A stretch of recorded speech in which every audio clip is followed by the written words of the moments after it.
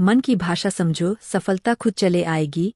इंसान अपनी जिंदगी में जो भी बनता है, जो भी पाता है, वो उसकी मेहनत से पहले उसके मन में बनता है, क्योंकि मन सिर्फ सोचने की जगह नहीं है, बल्कि वही असली निर्माता है जो चुपचाप हमारी किस्मत लिखता रहता है। हम दिन भर शब्दों में कुछ और कहते हैं, लेकिन अंदर से जो महसूस करते हैं, मन उसी भावना को सच मान लेता है, क्योंकि मन शब्द नहीं समझता, तर्क नहीं समझता, वह केवल भावना, कल्पना और विश्वास की भाषा बोलता है।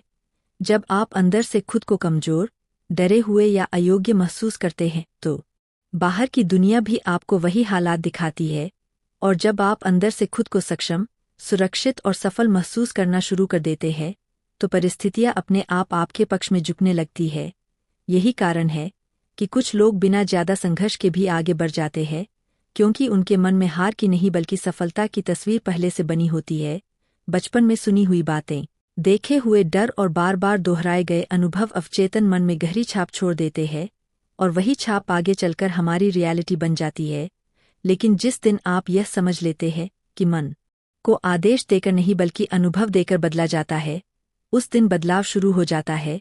जब आप आंख बंद करके खुद को सफल महसूस करते हैं, अपने सपनों को जीते हुए देखते हैं, आत्मविश्वास और कृतज्ञता को सच में महसूस करते हैं, तो मन उसे कल्पना नहीं बल्कि सच मान लेता है, और उसी सच के अनुसार आपके फैसले, आपकी ऊर्जा, आपकी बॉडी लैंग्वेज और आपके मौके बदलने लगते हैं।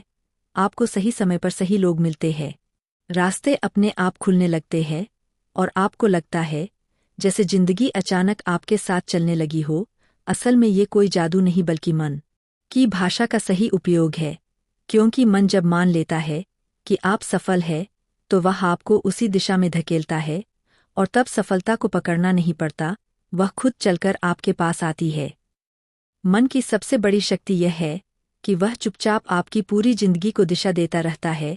आप जो बार बार सोचते हैं, वही नहीं बल्कि जो आप बार बार मान लेते हैं, वही आपके जीवन में घटित होने लगता है, क्योंकि अवचेतन मन तर्क नहीं करता, वह बस आदेश का पालन करता है, चाहे वह आदेश डर से दिया गया हो या विश्वास से।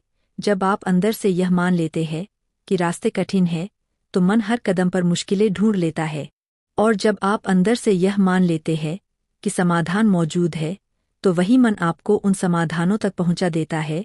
अक्सर लोग कहते हैं कि हालात खराब है इसलिए मन दुखी है, लेकिन सच्चाई इसके बिल्कुल उलट है कि मन दुखी है इसलिए हालात वैसे बन रहे हैं, क्योंकि मन बाहर की दुनिया को नहीं देखता बल्कि बाहर की दुनिया मन का प्रतिबिंब होती है।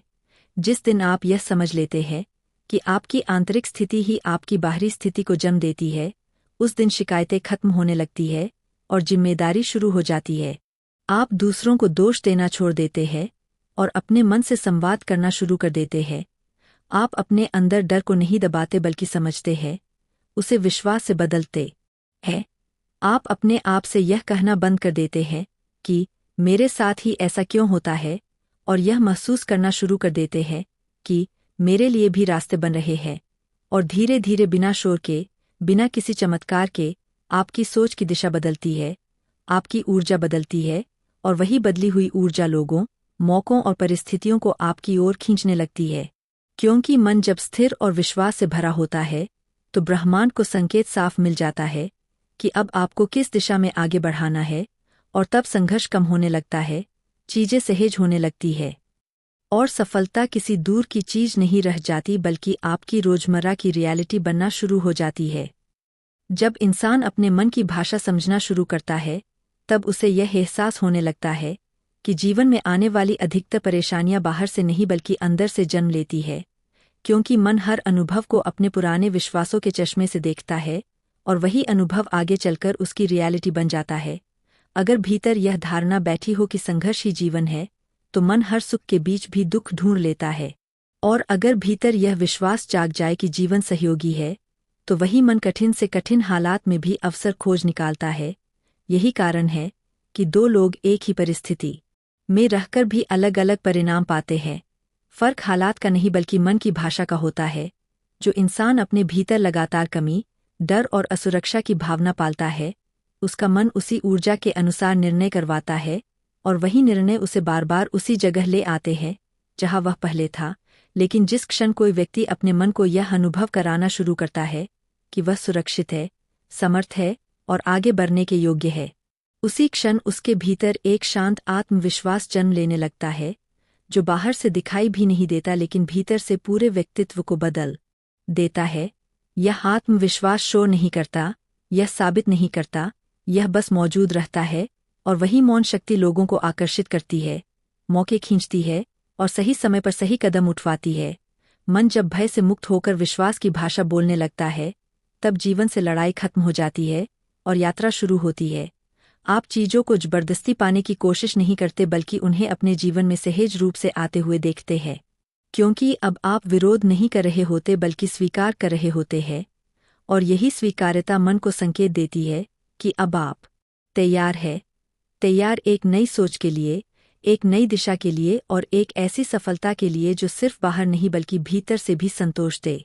धीरे धीरे जब मन अपनी ही शक्ति को पहचानने लगता है, तब इंसान यह समझने लगता है कि असली संघर्ष बाहरी परिस्थितियों से नहीं बल्कि भीतर चल रहे संवाद से होता है, क्योंकि आप अपने आप से जो बात करते हैं वही बात जीवन आपसे दोहराता है।